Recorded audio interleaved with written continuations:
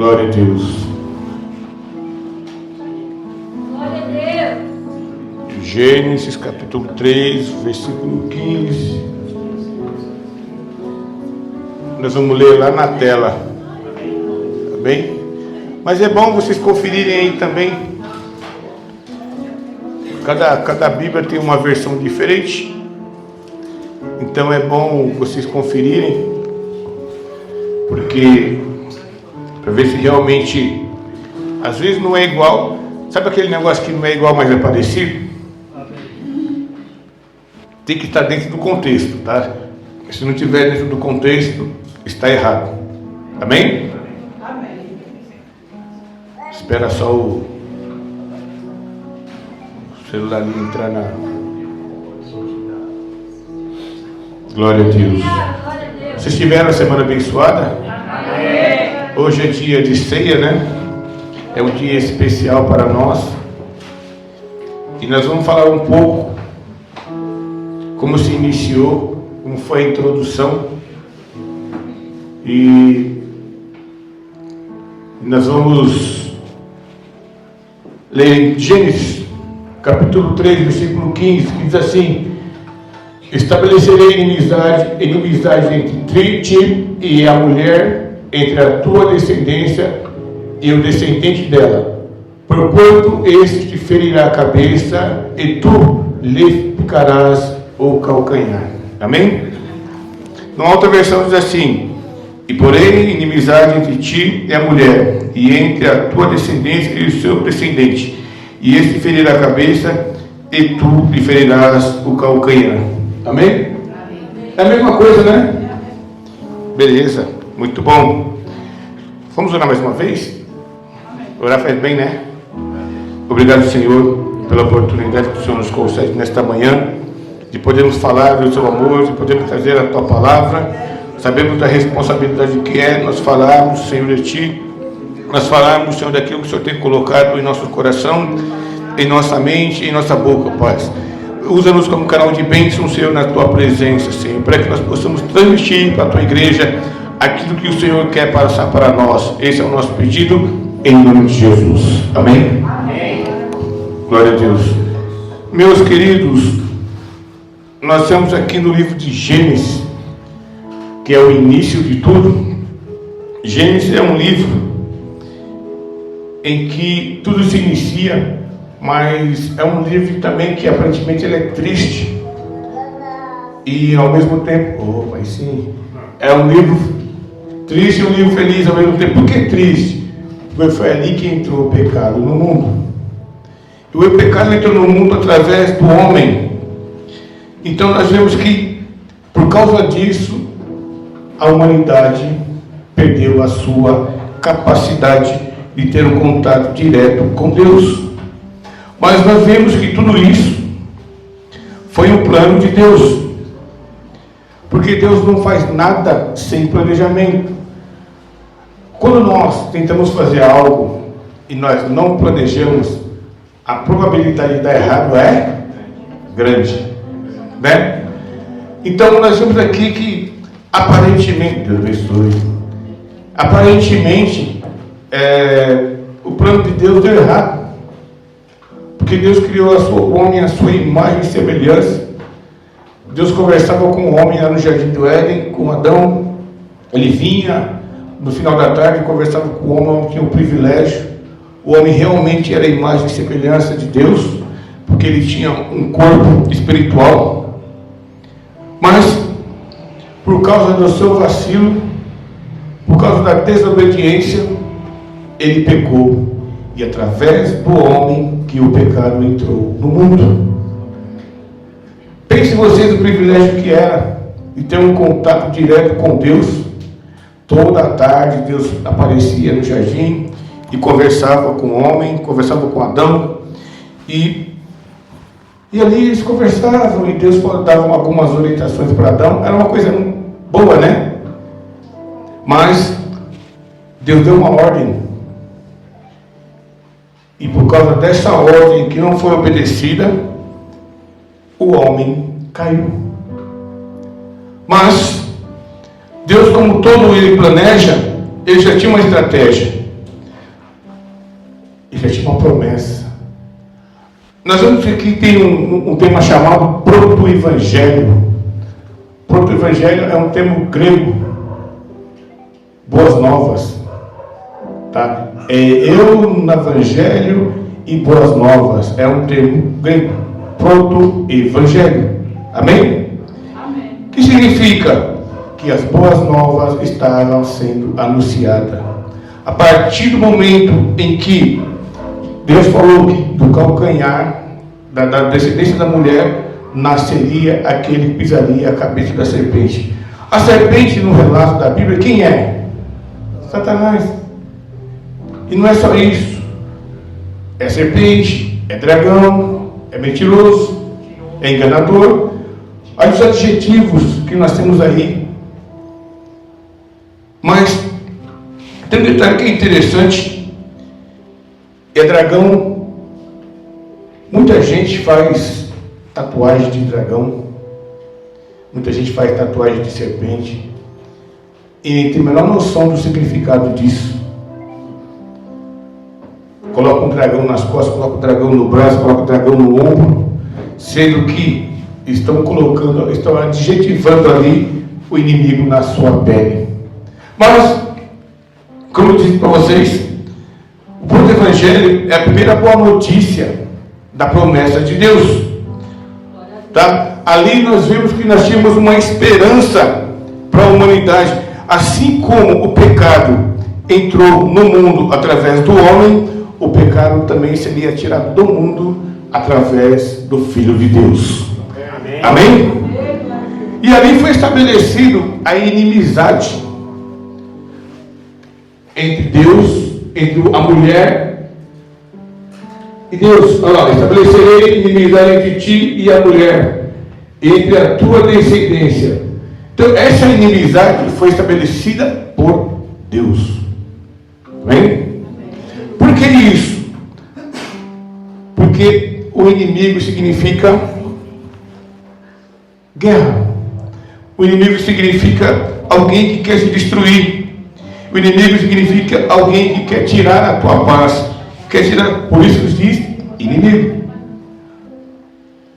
E como que nós podemos ter essa inimizade? A partir do momento que você se converte, que você se volta a Deus, que você se batiza, que você leva a sua vida no altar, você se tornou o inimigo do mundo. Amém? A Bíblia diz que o mundo jaz no maligno, e que quem quer ser amigo de Deus, amigo do mundo, se torna inimigo de Deus. Amém? E para nós, se nós quisermos agradar a Deus, nós temos que entristecer o mundo, desagradar o mundo, e na contramão do sistema. Nos dias atuais, o que o mundo tem para nos oferecer? Mentira, ódio, falsidade, apostasia, perversão, pornografia, prostituição, a palavra da moda, job. Estão naturalizando essa palavra. As pessoas estão achando que uma coisa natural, uma coisa normal é o job, é o ladrão.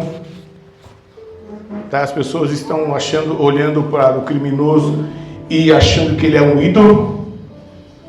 Tudo isso por causa da perversão mundana que está estabelecida no mundo. E tudo isso nos torna inimigo de Deus. Amém? Por isso que nós estamos nesta manhã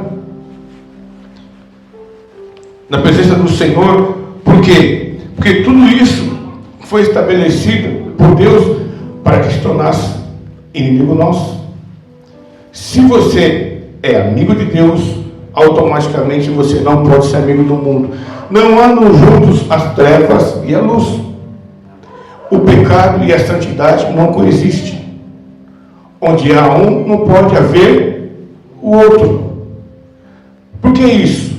Porque é como água e óleo, não se misturam. Eu estava discutindo com alguém sobre as coisas que acontecem dentro de algumas igrejas, quando as pessoas veem algo no mundo e querem trazer para dentro da igreja com uma outra roupagem, com uma outra forma diferente, dizendo que aquilo agora faz parte da cultura evangélica, ou do catolicismo, ou do cristianismo, quando na verdade é algo mundano. Se começou mundano, não deixa de ser mundano, que é o sincretismo. Tá? O sincretismo, ele acaba com a igreja, ele destrói a igreja. A Bíblia diz assim, que o dragão significa o diabo. E nós vemos que em muitos lugares há a imagem do dragão. Em Deus, o dragão. Por que isso, irmãos? Porque ainda estão em inimizade contra Deus. Amém? Amém. Eles ainda não conseguiram entender que entre Deus e o mundo não pode haver amizade. E foi estabelecido isso, tá? Entre a verdade e a mentira, tá? Entre o espírito e a carne, nós estamos numa luta constante contra a mentira. Nós estamos numa luta constante contra a nossa carne, contra os nossos desejos. Às vezes você se pega pensando algo que você não gostaria de pensar, e seu espírito chora. Mas se você der brecha, a sua carne ela se fortalece. E às vezes você fica também entre uma verdade e uma mentira. Sabe aquela história, quando você era criança, que a sua mãe falava assim, fulano chegava na sua casa, fala que eu não estou. Aí a criança fala para a pessoa assim, ó, a minha mãe mandou falar que ela não está. Você é pego na mentira. E a Bíblia diz que o diabo é o pai da mentira. Amém? Então nós podemos observar que quando Deus colocou essa promessa, essa inimizade, é para que realmente não tivesse vínculo nem com um nem o outro. Irmãos, uma forma de nós exemplificarmos como o pecado atrapalha e como o mundo espiritual atrapalha a nossa oração para chegar a Deus, está no relato do livro de Daniel 10, se eu não me engano, quando Daniel estava orando e os principados de Pérsia, da Pérsia e Grécia, se eu não me engano, o mundo espiritual estava numa batalha tão grande, impedindo por 21 dias a oração de Daniel chegar a Deus. Foi preciso Deus mandar um anjo de guerra, o Miguel, o arcanjo Miguel, para que batalhasse, para que derrotasse, para que a oração de Daniel chegasse até o trono de Deus. Se Daniel, que era um homem consagrado, que foi um homem vitorioso, ele orava e o mundo espiritual tentava impedir que a sua oração chegasse até o trono de Deus, imagina nós, réis mortais, cheios de falhas, de pecado. Quanto é difícil a nossa oração chegar até Deus, por causa da batalha espiritual. Nós temos que entender que o mundo espiritual, ele é real. Amém?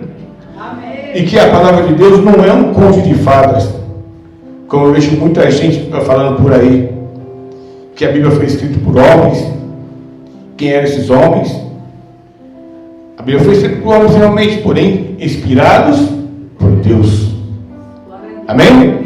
Então nós vemos que nessa batalha espiritual que acontecia ali com Daniel, a oração de Daniel não chegava.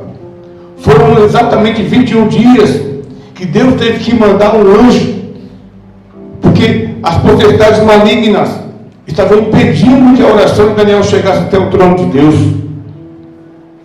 Mas hoje nós temos o Espírito Santo que intercede por nós. Amém? Não há diabo, não há demônio, não há malignidade que possa impedir a nossa oração de chegar a Deus. Porque Jesus, ele morreu na cruz do Calvário para que nós pudéssemos ter acesso direto ao Pai. Amém? Amém. Quem está entendendo, diz glória a Deus. Glória a Deus. Irmãos,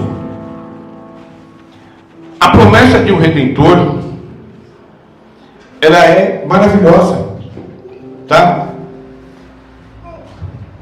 E a mulher, olha lá, estabelecer inimizade entre ti e a mulher entre a tua descendência e o descendente dela, porquanto este ferirá a cabeça. Essa é a promessa, tá? O descendente da mulher ferirá a cabeça da serpente. E quem é esse descendente? É Cristo. Quem é esse descendente? É o Jesus Cristo que nós adoramos hoje. Ele saiu do seu trono, ele saiu do seu lugar de glória, ele se fez carne, habitou entre nós, e ele se sacrificou, morreu na cruz, para que nós pudéssemos ter direito à vida eterna. Amém. Foi fácil? Não, porque ele veio como homem. Embora ele fosse 100% homem, 100% Deus, mas ele teve todas as paixões que o homem pode ter, todo o sofrimento que o homem pode ter. Você lembra quando Lázaro morreu? Que a irmã dele falou: se o senhor não tivesse aqui, minha irmã teria morrido. Aí Jesus respondeu: a morte de Lázaro é para que o nome de Deus fosse glorificado. Qual foi a primeira reação de Jesus? Chorou. Por que isso? Porque ele também tinha um sentimento de homem. Seria muito fácil Jesus passar na cruz, morrer na cruz do Calvário, como Deus. Deus, anestesiado. Estou sentindo nada mesmo. Pode fazer o que vocês quiserem aí, eu sou Deus. Mas não. Ele quis provar para nós o amor que ele tem pela humanidade. Amém. E a morte dele foi por mim, por você, foi por nós. Glória a Deus. E é por isso que nós estamos aqui nesta manhã, louvando e glorificando o teu santo nome. Amém? Amém? A promessa de Deus diz que ele nasceria de um homem, de uma mulher, e passaria pelo sofrimento, passaria pela dor, tá? Como diz a Bíblia. Nós vimos ali que quando Jesus estava prestes a ser crucificado, preso, a oração dele foi tão forte, o sofrimento dele é tão profundo, que a sua lágrima se tornaram em gotas de sangue. Cientificamente falando, é um sofrimento tão profundo, que até o nosso suor sai como sangue. Então, as lágrimas do Senhor Jesus saírem como sangue é científico, é verdadeiro.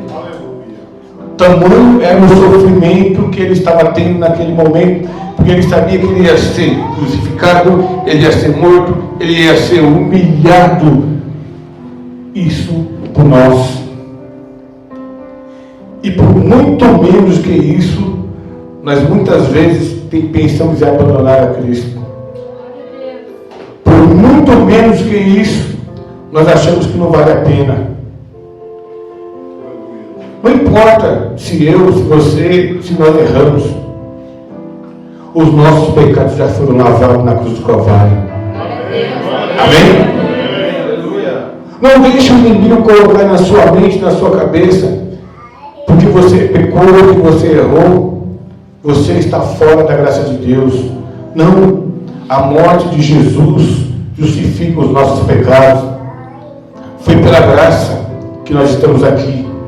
É pela graça e a misericórdia de Deus que nós estamos aqui. Então não deixe o inimigo colocar na sua mente que você não é ninguém, que você não vai para o céu porque você pecou. Não, abra o seu coração, confesse o seu pecado para Cristo, e Deus é misericordioso para nos perdoar.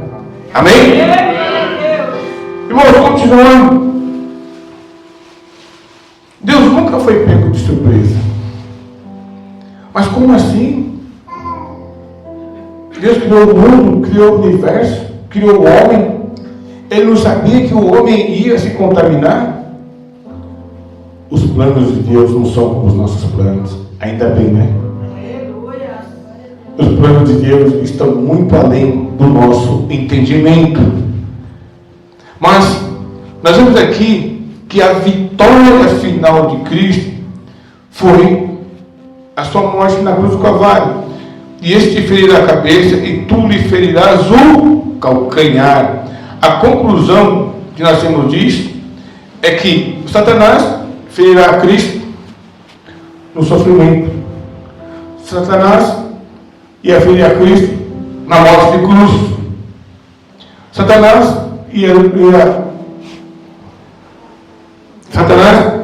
ia fazer com que o sofrimento de Jesus na cruz do Calvário fosse uma derrota aos olhos humanos. Parecia realmente o fim. Se nós observarmos os discípulos, embora Jesus tenha falado assim, que em 3 dias ele ia ressuscitar, mas para os discípulos parecia o fim, quando na verdade seria o começo de uma nova era. Aleluia. Amém? Seria o começo de uma nova era. Os discípulos, eles não entenderam.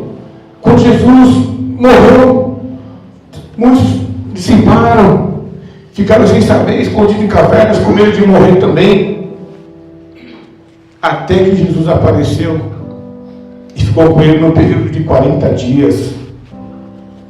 Mas, irmãos, Jesus foi querido na cruz, porém, quando tudo parecia perdido, ele ressuscitou. Amém? No 3º dia, ele ressuscitou. Ele morreu como homem, mas ressuscitou como Deus. E ele está presente entre nós. Está presente em meu coração, em minha vida, na minha e na sua e na nossa vida. Mas como assim? Que ele está presente? Quantas experiências nós tivemos com Cristo? Às vezes eu fico conversando com alguém que não é cristão, e a pessoa começa a me questionar algumas coisas, e eu começo a dar testemunho das coisas que Deus fez comigo. Não faz sentido você servir ao Deus que não faz absolutamente nada por você. Não que Deus seja obrigado, mas é a prova que Ele existe. Amém? Que o nosso Deus não é de madeira, que o nosso Deus não é de pedra, que o nosso Deus não é de cimento. É um Deus forte, é um Deus vivo, é um Deus que está presente e é um Deus onipotente e onisciente. Amém? E eu tenho certeza que Ele está aqui nesta manhã, falando aos nossos corações. Eu tenho certeza que Ele está habitando em nós. Não é assim que a Bíblia diz?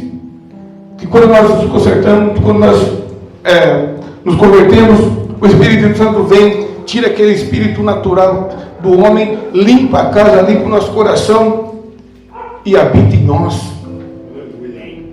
Então o Espírito Santo habita em você através de Jesus Cristo. Amém? Amém? E essa vitória, irmãos, conquistada por Cristo, é a nossa vitória também.